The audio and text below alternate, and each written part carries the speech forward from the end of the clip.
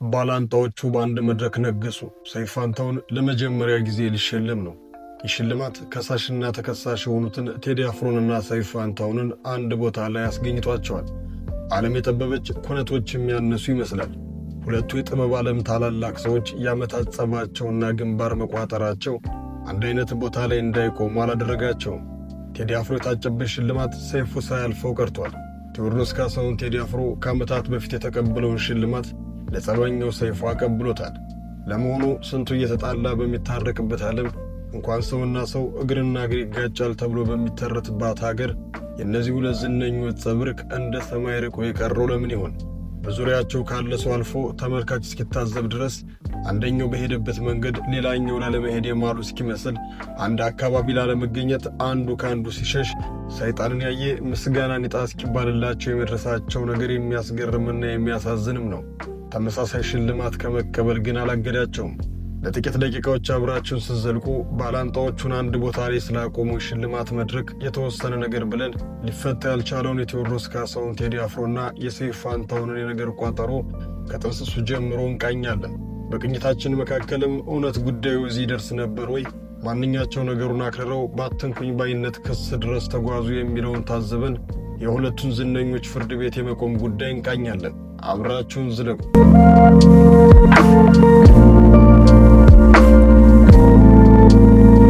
አፍሪካን ኢምፓክት አዋርድ የአፍሪካ ዲያስፖራዎች ቀናኢነት የሚያዘጋጀው የሽልማት መድረክ ነው።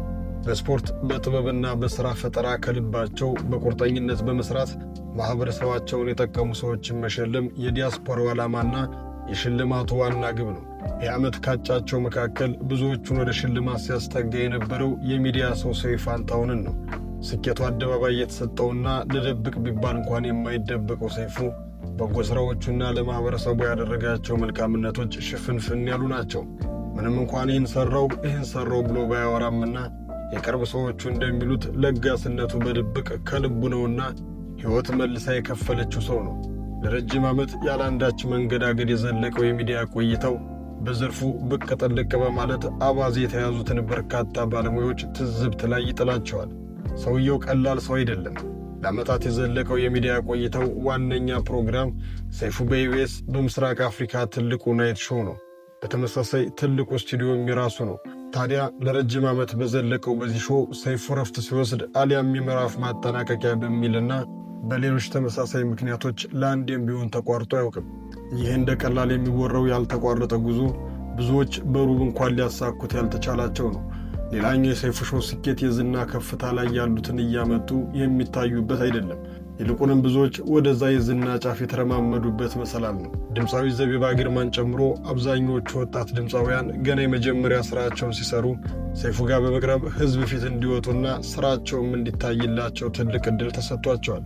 በተደጋጋሚ በሚተችበት የትዳር ጉዳይም ቢሆን የተፋቱትን ደጋግሞ እንደማቅረቡ አብሮ ወደ መመለስ የቀረቡትንም ቢሆን በማቀራረብ አቅርቧቸዋል። ሰይፉ በሚዲያው ዘርፍ ላይ ካደረገው ትልቅ ሥራ ባሻገር ለጋስነቱ እሱ ሊደብቅ የሚፈጥረውና ሸሽጎ ሊያስቀረው ያልቻለው ጉዳይ ነው። በትናንሾቹ ልገሳዎቹ ጀምሮ መቄዶንያን ለመደገፍ እስከሠራው ትልቅ ሥራ ድረስ ካደረገው ባሻገር ትልቁ የምሽት ሾው ላይም የእርዳታ እጆችን የሚሹ ሰዎችን በማቅረብ በተደጋጋሚ የነፍስ ሥራ ሰርቷል። እናም መድረኩ ትክክለኛውን ተሸላሚ አግኝቷል። ታዲያ ደጋግሞ አትሌቶቻችን የሸለመው መድረኩ በዚህም ዓመት መሠረት ደፋርን ከአትሌቲክሱ ይዞ ከባለ ሀብቱና ከሥራ አስፈጻሚው ዘርፍን በማሳተፍ መሐመድ አህመድን ደግሞ ከሙዚቃው መንደር ይሸልማል። ንግሥቱ አስቴር አወቀና ንጉሡ ቴዲ አፍሮም ከዚህ ቀድሞ መድረኩ ያከበራቸውና እጃቸውን ስሞ ሽልማቱን የሰጣቸው የሙዚቃ ሰዎች ናቸው። ቴዲ አፍሮ በዚህ መድረክ ላይ ተሸልሞ የማወቁና የዘንድሮ ተሸላሚ ሰይፉ ፋንታሁን የመሆኑ ነገር አንዳች ሐሳብን ያጭራል። እነዚህ ሁለት ሰዎች ለዓመታት ሲጓተቱ በመቆየት ምክንያት ክፉኛ የከረረ ጸብ ያለባቸው ዝነኞች ናቸው። ብዙዎች የሰይፉ ትልቁ ሾው ያልቀረበው ብቸኛው ሰው ቴዲ አፍሮ ነው የሚለውን ቢያውቁና ቢያወሩም በመካከላቸው ያለው ነገር ከዚህም ሻገር ያለ ነው። እንኳንስ በራሱ ሾው ላይ ሊያቀርበው በጋራ በተጋበዙበት ተመሳሳይ መድረክ ላይ እንኳን ተቀራራቢ ቦታ ላይ ላለመቀመጥ ከፍተኛ ጥረት ሲያደርጉ ታይቷል። ለመሆኑ እንደ ቀልድ ለ18 ዓመታት የዘለቀው ጸብ መነሻ ምንድን ነው? ነገሩ በሰዓቱ ቢያጋጭም እንኳን ተካሮ ለዚህ ያህል ጊዜ የሚቆይ አልነበረም። ነገሩን ያካረረው ነገር የቴዲ አትንኩኝ ባይነት ነው። በእርግጥ ቴዲ የለመደው ጭብጨባና አድናቆት ነው። መተቸት ብርቁ ሊሆን ይችላል። ሰይፉ ደግሞ ደህና አድርጎ ተችቶታል። ሥራውንም በማንሳትም አብጠለጠለው። መላ አዲስ አበባን ያናጋ በነበረው የሰይፉ ፕሮግራም ላይ የተብጠለጠለው ቴዲ እንደ ሌሎች አንጀቱ እያረረ ፈገግ ብሎ አላለፈውም። ይልቁንም ነገሩ ተካሮ ፍርድ ቤት ገተረው።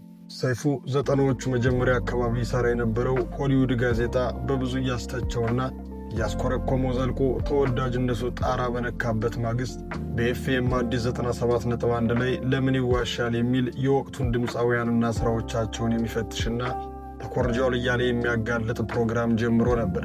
የዚህ ተወዳጅነት ደግሞ መላ አዲስ አበባን ተቆጣጥሮ ፕሮግራሙ ተደማጭነት ላይ ብቻ የሚያበቃ አልነበረም። ይልቁንም ሰይፉ አሳጣቸው፣ አፈረጠው፣ ልክልካቸውን ነገራቸውና የመሳሰሉትን የአድናቆትና የግርምት ንግግሮች አሽጎድጉዷል። ታዲያ ስንቱ ሙዚቃና ሙዚቀኛ ሲብጠለጠል ነገሩ ይነካኛል ብሎ ያላሰበው ቴዲም ሳይቀርለት ቀረ። በሰይፉ በድፍረት የቴዲን ሥራ በማስረጃነት በማቅረብ ቆየት ካሉ የውጭ ሙዚቃዎች ዜማ ተኮርጇል ሲል አፈረጠው። ቴዲ አበደ ሰይፉ ሆን ብሎ ስሜን እያጠፋና ስራዬን እያጣጣለ ነው ሲል ከሰሰው። ክሱ በሰይፉ ምላሽ የተሰጠው ማስረጃዬን አቅርቤያለሁ፣ ፈራጅ ሕዝብ ነው፣ ለምን ይዋሻል፣ ምንጭ መጥቀስ አግባብነት የለውም ሲልም ይባሱኑ ምክንያቶችን ደርድሮ ቁጭ አለ። ነገሩ ይሄ ብቻ አይደለም። ምናልባትም ቀላሉ ትችት ተካሮ ምልል ውስጥ እንዲገቡ ያደረጋቸው ቀደም ሲል መካከላቸው የነበረው ነገር ነው። በአንድ ወቅት ቴዲ ሙዚቃውን ሊሠራ አንድ አቀናባሪ ጋር ጎራ ባለበት ወቅት ሳምፕል ሥራ የያዘ ሲዲ ድንገት ይጠፋል። ታዲያ በቦታው ሰይፉን ጨምሮ ውስን ሰዎች ነበሩ። ነገር ግን የቴዲ ልብ ሰይፉን ጠረጠረ። ሰይፉም ነገሩን ሰማና ክፉኛ ተበሳጨ።